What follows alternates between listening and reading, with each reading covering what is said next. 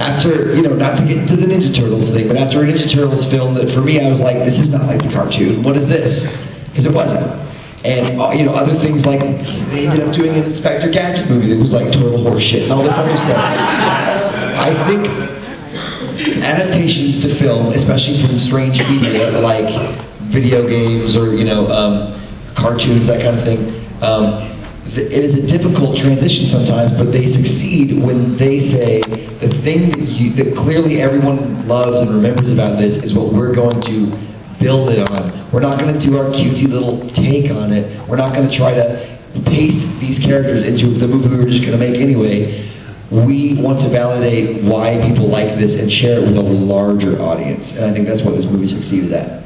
I agree. And it's interesting because as a kid, your expectations are much lower than they are when you're an adult. But it mattered to me that it was a tournament and they were fighting. Something so simple. It mattered to me so much as a kid because I couldn't sit through Street Fighter. I never was able to make it 10 minutes without stopping. I watched that movie mainly because I watched it in 10-minute blocks over the course of like 5 years.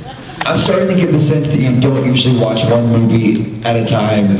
Like with the whole thing, you're like, I rebound in the last 15 minutes, I watched 10 minutes over the course of 5 years, I chopped this movie up in little bits and I ate it. Which is, do you ever sit down and watch the whole thing in one sitting? The first movie was Mortal Kombat that I sat from beginning to end because it made sense. I was able to look at it as a fan. Like, alright, they're setting this up. They're fighting. Liu Kang wins. This is great. Okay, I'm going to watch that again. And I watched it 2 weeks ago and I sat through it and I was just like, okay, that's still not bad. It was a step in the right direction. Right. Until next year.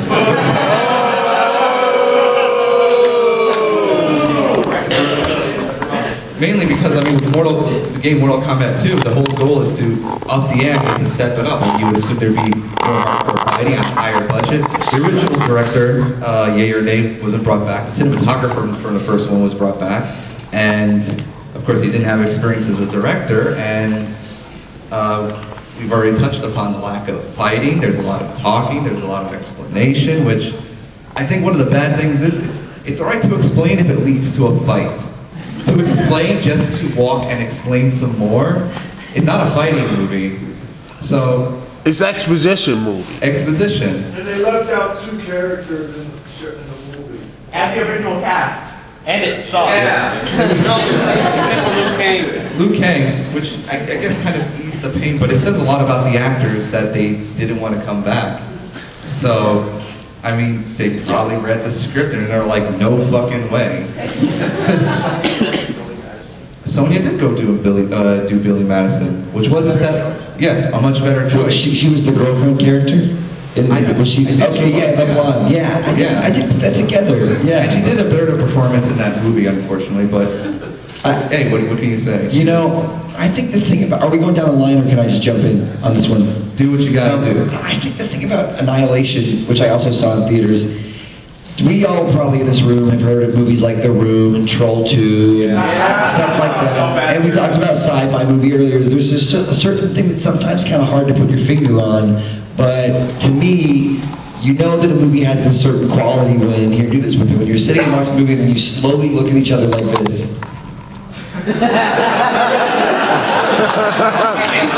And it's hard to put your finger on, but man, when you're watching the movie and like, what are you watching? That guy's not weird. That guy looks like he got that skull mask at Chuck E. Cheese. I feel like, I remember just thinking, what is this? I mean, like, it was a disillusioning moment because, I don't know, I don't know that I'd ever seen a sequel that was such a disappointment after the first one was actually pretty good. Especially with the way the first one ended, where you had this big, monstrous emperor. Yeah. And then it became what it became. You know, meanwhile, in a shitty movie. It's about a one too. But yes, Dave, you touched upon it, but Annihilation, go. Yeah. It sucked. Oh man, I didn't even get to see this one in theaters. I saw this in the early 2000s actually. On DVD, and like I spent $10 on this. But yeah, no, you had all these awesome characters. And you had, like I said, Shiva was in there. You had brought back Sub-Zero, who was his brother. Who else was in there? Everybody. Everybody else, Cyrax on the other Scorpion side, was Skull. brought back. Yeah. And Striker working. Yep. And nothing happened. The horse guy was in it. There was a guy who was senator. Yeah. Yep. Yeah. All these characters were in there, and they did nothing. Why? They strike the clothes and then walk away. What was the runtime for this? For a movie? Yeah, because they had probably plenty of time to fight. The thing is, though, there was no reason for this film. They should have just left it with the first one. I don't care how much money they made or thought they were going to make. Well, then again, I mean, Hollywood is always motivated by money. Yeah, but that's the thing. I mean, if you want to make a franchise or a series, you try to protect it, and it looked like they didn't protect it. They spent less money, even though the first one made a nice chunk of money. And now there was no more Mortal Kombat movies because this one just didn't do that well. It did 50 million compared to the international gross of the first one, which I think was like 175.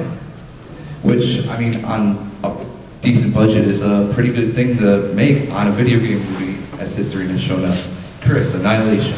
Well, the thing that was good about the original Mortal Kombat is that they worked the combat into the storyline. It made sense. Like, the whole movie is revolved around the tournament, and all these characters have lives outside the tournament, and there's a reason why they're just fighting one after the other. But in the second one, they tried to like make the scale of the film really epic, and they're just kind of going and fighting each other, and it's like they wake up in the morning, who am I going to fight today? And it was just kind of, it was crazy. They're just going and fighting each other. It was unmotivated. Yeah, unmotivated fighting. Yeah. Which I think hurts a lot of the video game fighting movies is when you have an unmotivated fight, why should I care? Right, exactly. Because that's the big thing about a lot of major martial arts movies, especially like Jackie Chan movies. I love Police Story. It's just, a fight is always much better when there's something on the line, and it's always much better when it's motivated. And a lot of these bad fighting video game movies, it's fighting for the sake of fighting, which 9 times out of 10 doesn't jive and doesn't equal the good movie. So, Just to chime in, I would call that a violence porno. Because here's the thing, in a good fighting movie, like you said, we have a reason to fight, and we have stakes, and one of us is going to win, and that will change the course of the story. In a porno, somebody order a pizza, bang, bang, bang. It's the same thing. Somebody order a pizza, come over here. Like, it's the same thing. We don't really need a reason. No, I meant the scorpions. Never mind. I meant his long chain. You're not helping. Point is, Finish him. it's like, no, you can just smell it on a movie when, like you said, when things are unmotivated. Yeah, that's all. I'm just agreeing with you in my own special way. violence porno. That's a pretty good summary. So, it's worth noting we are going to skip a few films because the 90s was more of a pivotal time, but we're going to breeze across some that is just apparent as to what's wrong with them. So, I mean, it's at basic. I like this one. I mean, it's Play the games? It's a given that okay. Brent, you've heard of this or not? No, I was just saying I've actually never heard of this movie. Okay. Well, it was It was a computer game. yeah, it was a computer game, kind of an FMV, if you will. Yeah, like it was an FMV, but it starred Mark Hamill and Tom Wilson. Yeah, it was a a fun experience. It wasn't the most engaging thing, but for the time, it was pretty good quality video, pretty decent production value. They had actors, and sort of Was it theatrically released? Now this I saw this in theater. Oh, I'm sorry. The game was an FMV. It was starring Mark Hamill and Tom Wilson, Bobby McDowell. What's up? Well, that's the biggest issue with this is they did such a good job on the game. I think personally, in their acting roles, that it kind of boggles the mind why they ended up going with Freddie Prinze Jr. and Matthew Lillard, and it's pretty much a major recast. Wasn't Freddie Prinze Jr. in Last Starfighter or something? I don't know. I haven't seen that movie. Yeah. But Freddie Prinze Jr., Matthew Lillard, means Shaggy, Yeah, Shaggy and Freddy. They were in space together. So, wrap your mind. Oh. But I mean, it's apparent what's wrong with this because I couldn't sit through a movie mainly because I just feel the biggest injustice is, I guess it's the Hollywood machine trying to tailor to the youngsters and the teenagers. Like, ooh, they're the pretty boys. You got a hot girl. Because personally, it would have done a much better. It did horrible business, but I think it would have done much better if it was starring Luke Skywalker. I mean, that kind of makes sense. I mean, he may not be the biggest star, but he's Luke Skywalker. So I think this calls into question a bigger question, which is, do video games, especially, I mean, this was, I guess, on the PlayStation or what, the computer, like it had like video and audio, like it wasn't like a plinky. It played full motion video. Okay, yeah. so it wasn't a plinky plonky 8-bit game. No. It calls into question when games start to be able to do that. I don't mean to be jumping on your next topic, but Yeah. hopefully cascading into it. When a game can offer you an experience that actually is wholly different than a movie, that is an interactive story, do you need a movie? That's a big point about maybe why this was unnecessary. Yeah.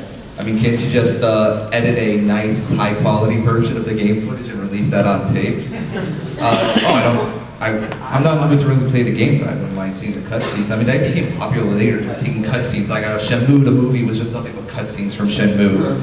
But yeah, I was in Shenmue when you first said that. It's just whales just killing splashing for hours. But No food for you. I don't really have much to say about this, just because it's pretty apparent. Do you guys have anything else to add? I think the fact that I've never heard of it before now says everything. I heard of it, never played the game, but I watched the movie and I still thought it was horrible. Oh. Why not Dick and Luke? I'd like to know. Oh, there's so many funny bloopers involving those two. Oh yeah? Yeah, like when I remember there's one, and this encompasses the chemistry between the actors, which makes you wonder why not. At the end of a take, Mark Hamill exits the frame, right? And Biff turns to a girl and he's like, "Is that Luke Skywalker?" I mean, you can watch it. The chemistry between these actors was fantastic and led to a lot of nice comedic elements in it. I mean, and serious elements, but it's just, you know, when you get to a certain point, is this necessary? And we're jumping ahead to Tomb Raider. Now, for those that know, yes, I skipped Double Dragon. Nothing needs to be said about that. Thank you. It's two guys trying to save their girlfriend. And then destroy Double Dragon Machine. Yes. That was So, unfavorable. what can be said about that? Anyone have to say about Double Dragon? Because there's nothing to say about that. Double dog shit. There we go. But I think this is a pretty pivotal movie, mainly because it was another return to getting legitimate people into a movie, getting legitimate budget behind the movie, and this was the first video game movie since Mortal Kombat to actually make a nice chunk of change at the box office. I haven't finished this movie entirely because it doesn't really, tailor to me, but from what I've seen, it was a step in the right direction. Nothing perfect, but Mortal Kombat was the first step. It would have been nice if this was the second step instead of Annihilation. Thoughts? I thought it was okay. I didn't go see the sequel because I thought it was an average film. And I didn't play too much of the games. I did play the first one. But, yeah, it was okay. That's my opinion. Yeah, it's a female Indiana Jones, but yeah, she got boobs, she got Nice shadow. ass. Yeah. But the thing is, though, that was it. So when I saw it, what else did she have? Belly button? Hair. She had hair. Want me to? I mean, Angelina Jolie was nice, but that was pretty much it. That was it for the movie. And I feel like I saw this movie. I don't remember a lot of what happens in it. And I feel like that the same goes for a lot of adaptations that I see. Just like it's not very memorable. And I feel like, video game adaptations should be memorable because the video games themselves are very memorable. And they stick with you long after you play them. So that's what the movie should be like.